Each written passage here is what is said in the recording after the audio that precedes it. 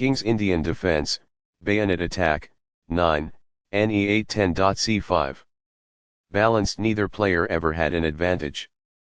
That game was pretty competitive. Both players had an amazing opening.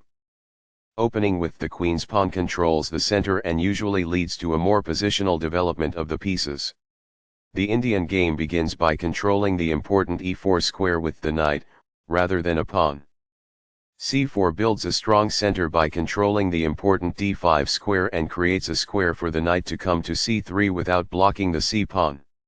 The King's Indian defense prepares to develop the bishop to g7, allowing white to build up a strong center which black will later try to undermine. And c3 prepares the e2-e4 pawn push and helps control the d5 square.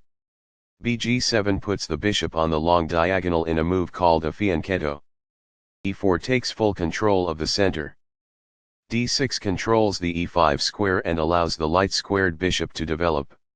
Nf3 supports the d4 pawn and puts pressure on the e5 square. Castling gets the king out of the center and activates the rook. b2 develops the light-squared bishop and prepares to castle kingside. e5 takes space in the center and immediately attacks the d4 pawn.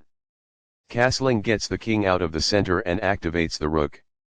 And c6 develops the knight, defends the e5 pawn and attacks the d4 pawn.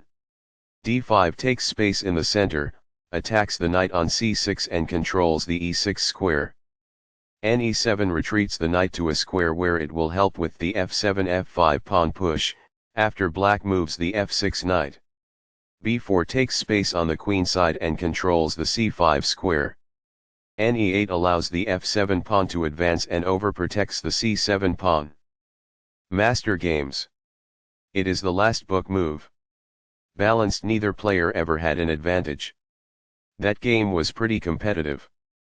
Both players had an amazing opening.